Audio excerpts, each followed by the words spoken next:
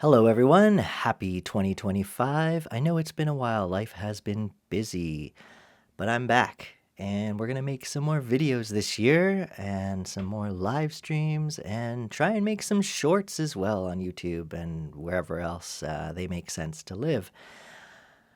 I have a lot of ideas for this year.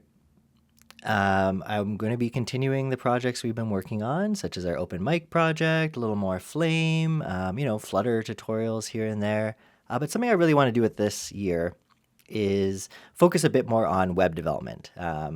And how I kind of want to angle it and target it, because I know a lot of my audience are Flutter developers, is really build the content from the context of a Flutter developer. How do I do, more traditional web development, whether it's the front end, back end, or full stack? I see on Reddit and various other places that this is a big concern for Flutter developers. A lot of the time, Dart is their first language, and using Flutter and building an app in Flutter is kind of their only experience. And I think it's because Flutter is really awesome. It attracts people who haven't even learned to code before, and they're doing it. But there's a lot of things you really need to know to ship, whether it's a full Flutter app or decisions you need to make with your tech stack when starting a project. Maybe Flutter's not the right option. So this video is going to be the first in maybe a series if I get good feedback, but definitely in some sort of way, a first of really like kind of shifting a bit. Still going to have Flutter content. Don't worry. Don't go anywhere. Don't unsubscribe. In fact, if you're not subscribed, time to subscribe because we're going to have some great Flutter content this year. But I really want to put a bit more focus on the greater web. We're going to be doing in this video a little bit of an intro into something called SvelteKit. Now, Svelte is a JavaScript framework or a library, a compiler, really, and it's cool. Let's take a look. Oh, we're on this camera now. Hi. Yeah, I got another camera here. And I meant to go to this view because we're going to pull some stuff up. I have the Svelte documentation open here, which we'll be looking at, as well as obviously building something. Now, Svelte, you could compare it to things like React or Angular or Vue. It's a way to write JavaScript and really just like front-end web applications in a great developer experience. But what's great about SvelteKit, it's kind of like the meta framework version of Svelte. So it's like the Next.js to React, or I think Angular Universal, various insert other things there. And it is a full stack framework, meaning you're writing back-end code and front-end code in the same code base, but it does it in a really neat way. And what I really love about Svelte in its essence is it doesn't ship with a runtime. When you're doing React, you're also shipping kind of like all the stuff that React has to do to understand your code. What Svelte ends up doing is it actually compiles it just to vanilla JavaScript. So you're working in a nice developer experience. You're not writing, document.getElement.id and that kind of stuff, and worrying about all your event handlers and stuff. You still have all the reactivity, but it doesn't have this big bundle that it needs to ship with. It doesn't use things like a virtual DOM or a shadow DOM or whatever different frameworks call it. It's just working with the stuff the browser fully understands. So yeah, it's really neat. And then on the back end part of it, you're writing stuff in basically anything you can do in Node, you can do in SvelteKit's back end.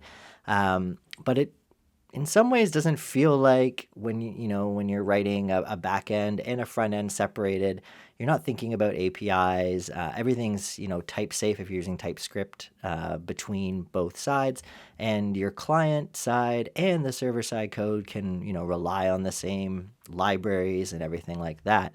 So it's a cool pattern. And I've been using it a lot recently, and I am actually in the very early R&D sort of phase of rebuilding a pretty massive Flutter web application into SvelteKit for various reasons that might come out during this series. But yeah, basically we're gonna get into this, and we're gonna learn to do a bit of the web stuff. Yeah, I'll just leave it there and we'll get into it, and more things will come up as we go. So let's get this started. Let us find a place to put this. Oops, I already have a YouTube folder, of course. And we're just going to run this command here. Let's make this a little bit bigger. So you need to, have npx install, basically node, all these kinds of things. I'm going to assume you do, but if you don't, I'll just Google it right here. Let's see, how to install npx. I'm pretty sure it just ships with Node now. So as long as you have Node installed, and you can just Google that, you should be good to go. And npx is kind of like a helper package around, setting up projects and stuff like that. A lot of libraries have shifted to using it, and it's pretty nice. So we're going to go npx create I'm just going to call it my SvelteKit app. You can call it whatever you want. And we're going to just click Y or yes. And I am going to do the minimal. You can, of course, check out the demo, or, if you just wanted to create a library, you would use this, but we'll use the minimal one. And it's asking us about TypeScript. I do like to use TypeScript. I think everyone should use it when you're in the JavaScript world, because it just makes, finding errors and everything really great. And you get autocomplete and all those lovely things. Now, in terms of enabling things here, you can see if I go up and down, I can choose various things, and I push the space bar to enable each one. I'm going to add Tailwind CSS. I love Tailwind. It's a great CSS library. And I think that's all we need. If you wanted, for instance, a database, you could enable Drizzle here. If you wanted to have sort of like your UI storybooks, you could have that. ESLint, prettier, all that kind of stuff. I'm just going to do Tailwind, though, for the purposes of this. And for typography, for Tailwind, we'll add the forms one. There is going to be some forms, and we'll add typography for that. And I'm going to use Yarn. I just like it a little bit more. It's quicker, in my opinion, and something I love about it is you don't have to do if you have your own custom scripts with npm, you always have to run npm run script. With Yarn, you just run yarn and then the script, basically the name. So it's like one less thing you got to type. So we'll just do all that, and it's going to do some stuff for us, and we will be off to the races. There we go. So now it's just telling us to go into my SvelteKit app, and then you could initiate a Git repository here. So let's just do that, just so we have the tracking. We won't actually add it to GitHub yet, but we're just going to git add everything. And we'll just commit locally as our initial commit. All right. And what was the next thing it was telling us to do? To actually run yarn run dev. Cool. All right. So I'm going to open this up in code. Of course, everything I'm doing, if you want to use another IDE editor, you are good to use it. But for new people, VS Code is great. All right, so here we have it. We have our lovely Svelte app. So if we go to the package.json, we can kind of see what scripts come with this. And based on what you chose when you installed it, you might have some extra ones here. Like if you have Drizzle, you're going to have the stuff to start your Docker container, all that kind of stuff. But let's just run yarn dev. And we'll open this up. I'm just going to copy it because I want to open it in Chrome. And Firefox is actually my default browser for various reasons. So we'll open that up, and it looks like I have something cached from before. So let's see if we can. Oh, it's because there was a redirect on that. Let me. Can I add a different? Can I do a different port? I guess I can just clear all my stuff. Oops, that's not what I wanted to do. I'm going to clear everything in Chrome because I just really use it for development. A little bit better than Firefox, in my opinion, for development and stuff. And let's just see if that now doesn't do the redirect. There we go. Okay, so here we have it. We have our first SvelteKit app. All right, so it just says welcome to SvelteKit. So let's take a look at that. Let's kind of like break this down and see how this is working.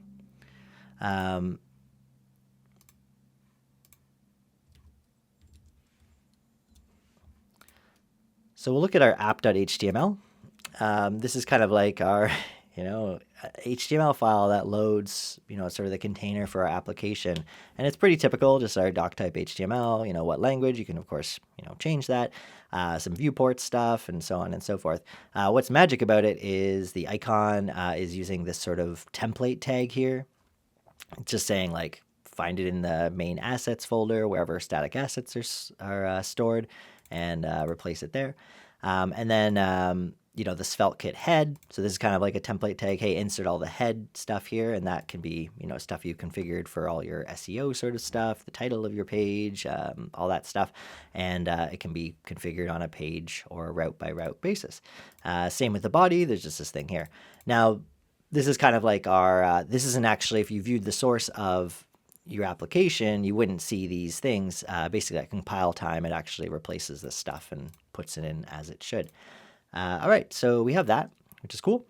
We have a lib folder, which just kind of has this like empty TypeScript file in here. We don't have to worry about that right now. We have an app.css, and right now, because we chose Tailwind, it's just including all the Tailwind basic stuff.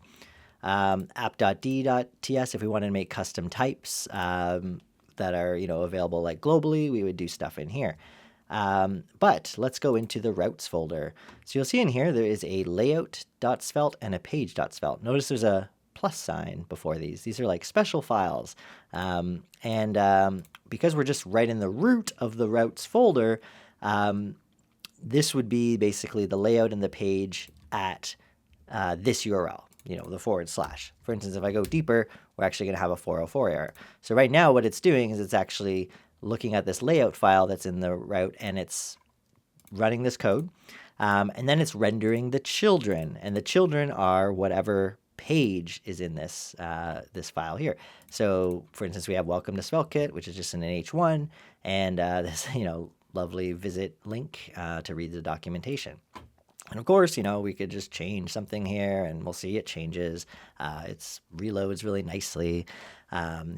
For my Flutter devs out there, a lot like a hot reload, which is nice to have. So yeah, we could edit anything here. Now, say we wanted to make a different route on our page. In Flutter, you're probably used to having some kind of router, Go router, or whatever. This is using a file-based routing system. So we can just go here and we can actually go new folder, and let's just make something that says hello. And inside here, if we put a plus page.svelte file and say hello world, let's just put that inside a little p tag to make it really, whoa, what happened there? Let's close that and close that. So if we do that there, and then if we actually go to /hello, I bet you can guess, we're going to see hello world. And what's cool is this layout is still being applied. Even though it's not in the same folder, it is still being applied, and we can test that by actually around here putting like a div, and maybe we just do style equals color red. Don't worry about all this stuff right now. We will explain it in a further time of how we can style stuff. But you'll see actually it got styled with this red, and there's nothing like that in this file. So the layout actually cascades throughout these. And what's cool is inside my hello, I could have another layout. So imagine a dashboard or something where you have like your main app layout, but then when you're in a particular section of a dashboard, it might have its own layout. What we can do is put a layout here. So I'm going to actually take my layout, my original layout, and do this one here. And let's wrap this in blue, but let's also add some margin of like 32 pixels. And we don't want to include the app.css again, but here we go. So you actually see we have our red layout. So that was the main layout right here doing the red, rendering its children, which then actually renders this layout because we added this file, which adds the blue and the margin so we can see both. And then we have right here the actual content that's coming in. So that's nice. And of course, we could change this to anything we wanted. We could call it hello1, and we'll get a 404 error happening because it actually tried to hot reload that URL, but this no longer exists. But we can do hello1, and we get everything the way we want. All right, let's put this back here. Now, in any application, a lot of the time your routes need to be a bit dynamic, right? You might have, let's make this a little more useful. Let's call this like post, for instance, like it's a blog. So now we'll just go to post. And inside here, maybe in our page.svelte, we say something like my posts. And, we would have something that's like insert list of posts here. I'm gonna actually just because this looks really bad, we're gonna delete our layout.svelte from just the one within post, and we're gonna go back to our other layout and just get rid of this div, just so stuff doesn't look so pretty, or looks like a little bit prettier. Okay, so we have our my posts, and the idea would be we'd have post. Actually, let's call this posts plural. So we go posts, and here's my posts, cool. And then within posts, maybe we want to have, something like the slug, insert slug here would be going to a particular post. It's sort of like the detail page in like a master detail application. So how do we do that? Well, we can actually make a new folder, and we could call it slug. But to make this a magic dynamic parameter, we actually we surround it in these square brackets here. So this is kind of saying, hey, there's going to be something. It's not actually the word slug. It's going to be a dynamic value, but we'll be able to get access to it in our application. So within here, let's make a new file called pluspage.svelte again. And all right, so let's just say my post detail screen, for instance. And now if we actually go here, insert slug here, I could put anything here, right? This is like a wildcard. We will get that. But of course, you probably want to be able to access that, right? So we're going to look at adding a script tag. So something that's cool about Svelte that I really like in terms of organizing our presentation layer is you put like your script stuff at the top, and this is where you can import things, do things with your state, all that kind of stuff. Then you put all your HTML, and then you can actually at the bottom put a style tag to actually do some CSS, and we'll see that soon. So inside our script tag, we're going to get access to the this value right here, this slug right there.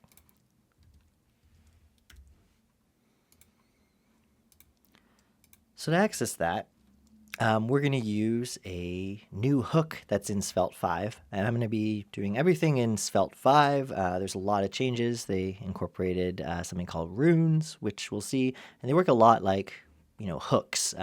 They're similar. If in Flutter, if you use like the Flutter hooks package, you'll find a lot of similarities there. If you've used React, it's kind of the norm these days is using hooks for your state and everything. So what we want to do is import that hook. So we can go import use page. So this is just the use page hook, and we're going to get it from @svelte/kit, svelte.js/kit. Now I'm also going to turn on TypeScript here, so we just can go lang equals ts, and then that way we'll get our actual like TypeScript syntax. And this is just saying, it hasn't been used, but it's been declared. But we're about to use it. So to get the page, we can just go const page equals use page. And we just have to call that. And now we have a page, and this should update. Oh, something is wrong here.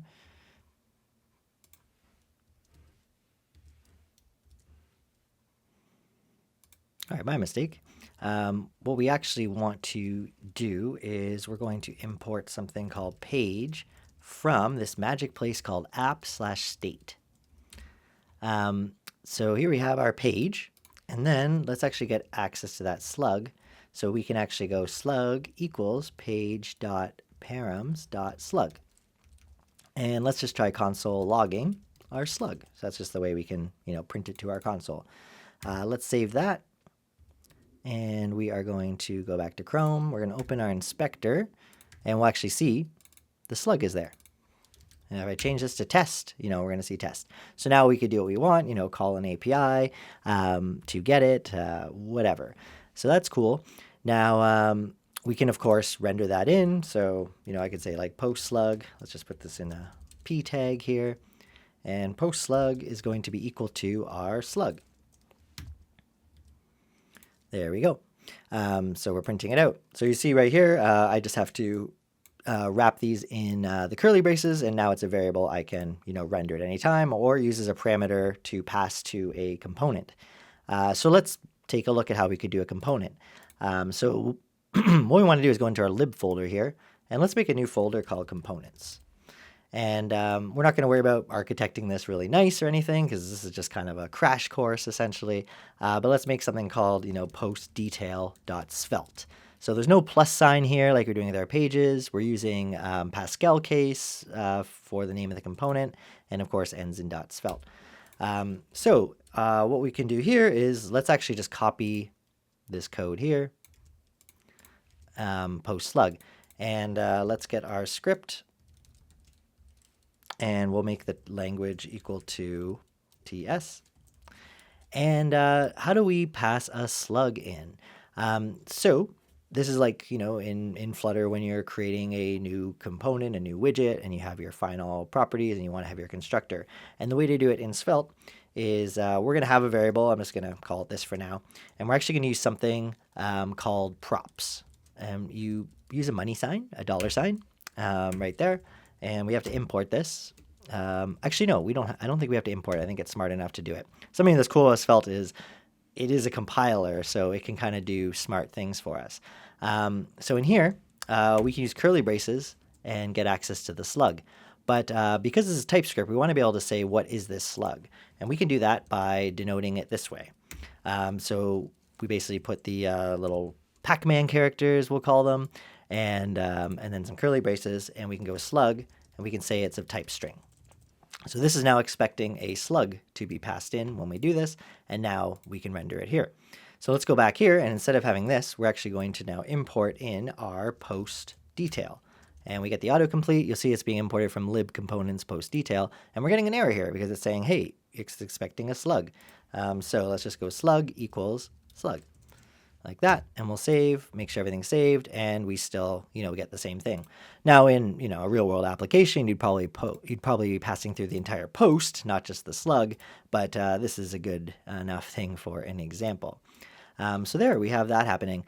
Now, I really want to show what's, I think, one of the best things about SvelteKit is the way you can kind of write some code that's going to execute on the server and then some that executes in the client. The way we've done this right now, if we were to deploy this and, have this up and live, everything here is happening at the runtime. It's rendering, just like in a Flutter web app, it's rendering at runtime, meaning if a crawler was to get this, or you're sending a link on something like Twitter or Discord or Slack or iMessage or whatever, it's not going to be able to pull this information because it's actually rendered after the fact just by the browser. It's not what's called server-side rendered. So let's take a look at how we could do that. I'm just going to close everything, but I'm sure we'll open them again. And let's go inside our page, inside our slug folder here. As a sibling to page.svelte, we're going to make a new file. And we're going to call it page.server.svelte. All right, or sorry, page.server.ts, meaning TypeScript, because it's actually TypeScript code that is going to run. And let's just see something here. Let me just... So what we're going to do here is now we don't have to say like script or anything because we're actually writing TypeScript. It is already basically script code. So we can just start writing it. And what we're going to do is we're going to do export const load. So this is essentially a function that's going to get loaded when this page is requested. And then we can do some stuff that just runs server side and then pass it off to the client to take over, to hydrate it. And this is going to be of type page server load. It's just a magic type that, you could look at it, you can click through and see all the, stuff that it is if you want. But basically, we're just going to do that right there. And it's a function that actually has an event in it. We'll go like that. And here we can do some stuff. So let's just start by going, console.log hello from the server. And we'll save everything. And let's go here and look at our console, and we'll see it does not show up. It just says test, because our console log in this is actually our console down here, because this is running on the server. Our browser doesn't even know what's happening. It doesn't care.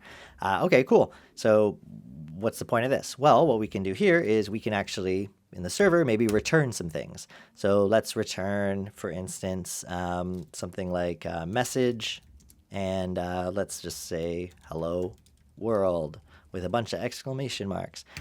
So we'll save that, and then we'll open up our page.svelte, and we can actually get access to that as well. All right, so in here, similar to what we kind of did in our little post detail component here, we're going to add some props here. So I'm going to do it actually before this code here, and we're going to make a value. It'll be a const, and we'll be getting some stuff in here, for instance, the data, and it's going to come from our props. So it's interesting, we're creating props in the same way, but our props aren't going to be passed through the client in a component like we kind of are doing here.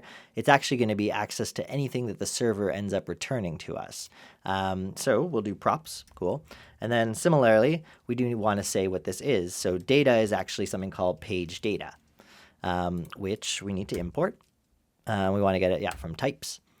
And what we want to actually do here is just do import type, because we're not actually going to be constructing or working with the page data as like an object. We're just telling our compiler, hey, this is of type page data, and we're telling our IDE that it is so that it can do things with it. So cool. So let's just do a console.log of the data here. And I'm just going to comment this stuff out right now.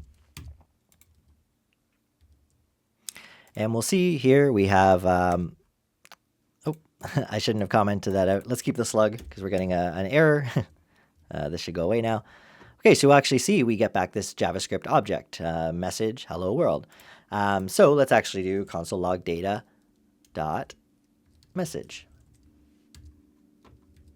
And now we'll just see hello world. So now we have access to basically the values in here. So something else we could do, instead of figuring out what the slug is client side and having the browser do it, what if the server could do it? Well, it can. So let's just make something called slug, and it's going to be equal to event.params.slug. And what's kind of cool about when you're doing it server side is you actually get the autocomplete here, this thing. Where did this come from? Well, it came from the fact that we called it this. So that's really nice. Awesome. That reminds me. Probably make sure you have the Svelte extension installed. So you can just go to your VS Code extensions and just look for the official one. It has the checkbox because you're not going to get those great things. I totally forgot. I've just had it installed for a long time. So if you've been following along and you're like, I'm not getting any of this cool stuff, definitely get that extension. Okay, cool. So now we have the slug, which means we can actually pass the slug. So we'll keep message there just for fun, and we'll pass slug along. Now, something just a side tip in JavaScript that's kind of cool is if your key and value, the variable name of the value and your key are the same word, you can actually just pass it like this, and it will automatically do slug : slug. Personally, I don't like mixing and matching. This kind of seems confusing. If we didn't have the message, maybe I would go this way, but I still kind of like doing it this way. It's just like slug is slug. So now over here, instead of getting it from our page.params.slug, we can actually just get it from data.slug right there. And that means we can actually get rid of our importing our page, which is nice. And yeah, we'll still console log the slug. Why not? So we'll save everything and we'll go back and we have test. There we have it. So test is being console logged. It's being shown right here. And we never actually got it client side, meaning all this data is actually rendered server side. So yeah, that's kind of what's cool about Svelte. Like the server side rendering is awesome. The fact that I can, do things privately here, like I could call an API with like a private API key, something that, I think people on Flutter are asking all the time on Reddit, like, how do I keep my keys secure? Well, this is one great way. This never touches the browser. So I could call, Google Places, with my private API key that I don't want to share, and then just return the data to my client just like this. So yeah, that's all good. What could we do next? I guess we could talk about how can we, talk back to the server from the client. So this is kind of just the one way right now. Server does its thing, returns the data, page gets rendered, and it goes. But, sometimes your page needs to take over things. So maybe we're going to have a form. Let's, I guess, do this on another page. So we have our posts. Let's make a new folder. Let's make a contact form, for example. And here we're going to have a plus page.svelte. And we'll have our plus page.server.ts. So let's just open this one. I'm just going to copy everything from here and basically get rid of these things here. So that's kind of cool. Like, look, it's telling me there's an error now because it's like slug doesn't exist on the route params because there's no route param for that in this particular file. So let's just keep that as is. And then in our page.svelte, let's just add a form. So we're just going to make a form element. Cool. And we're going to make its action of type post. All right. And that just means it's going to be a post request, which is a lot better for sending data through a form, basically, and all is good. Now, normally in a form, you'd also have this shouldn't be action. This should be method. Method is post. The action is what URL it's going to go to. But if you leave this blank or completely omit it, it's going to essentially use the same route it's on right now. So it's going to submit it to itself. And that's essentially what we want here. Inside our form, let's have an input. And we'll just do it of type text. And its name will be, we'll just have message. Of course, you might want to capture their email address and their name and all that kind of stuff. But we're going to keep this really simple for this crash course. All right, so text, message. And I guess, you know what, this should be it. Let's make it a text area, guys, because if it's a message, it should probably be a text area. Oops, and then we don't need type text for that. Okay, so we have our message. Cool. And then let's have a submit button. So we'll just have a button, and its type is going to be of type submit. And submit. And this is telling us something. Oh, I think I was just saying put stuff in there. So let's just take a look at how this page looks. So this should just be /contact. It looks beautiful, guys. Cool. And let's just try submitting it. And we get a method not allowed because we haven't told the server like what to do with a post request. So let's figure that out right now. So we have our load stuff, and you can do all the same things here. You can run code. You can, do whatever you want. But right now, I think we're good with just this. But what we want to do now is we've exported the load. Let's also export a const called actions, which is kind of just like a magic name we can do in these files, and SvelteKit will figure it out for us. And we're going to do our default action, which is what happens by default if there's like a post request. And it's going to be a async method. And within it, we're going to have access to our request object. And we'll just make this a function. And we can do some fun things here. Cool. But now, what can we do? Actually, let's just return something called success true, just to see if this kind of works. All right. So let's go back here. Let's just hit this page, type some stuff in, click submit. And, we didn't get an error that time. Okay, cool. All right, so that's all good. Now, how can we actually do something with that data? Well, let's first of all try and find it. So the form data, we can make a variable for that. We'll just call it form data. And what we're going to do is we're going to take like the object class, which is basically like a dictionary or a map in Dart, and we can do from entries. And here we can take our entries by getting our form data. Now to get the form data itself, I'm just going to make a variable called d, sure, and we're going to actually await because we actually have to go request.formData. We call this function, but it is a function that returns a promise. You'll see a promise, and a promise is a future, the same thing. It's something that you're going to be awaiting. You also notice one subtle difference in TypeScript or JavaScript, really, that uses async. In Flutter, we usually put our async over here. In Dart, it's actually, sorry, in TypeScript, it's over on this side. So just something to note right there. And then we just pass this in. So let's do that, and then let's actually console.log our form data. And I'll just type something in here, and we'll click submit, and we'll see over here we got message. Cool. So it's just this nice thing that we can now work with because we did it this way. So now we have our form data, and here we could go and send an email, to do send email, something like that, to say thank you for your message, or put it in a database or whatever we want to do. And we'll get to that at some point. But let's just so we keep this console log form data dot what was it, message. All right, cool. Success true. Okay, so now what we want to do is how do we deal with the fact that, this success true, or maybe we call it like submitted equals true. So let's go back to our page.svelte here, and we're going to get some data from our application here. So we'll do our normal script tag with lang of ts, and then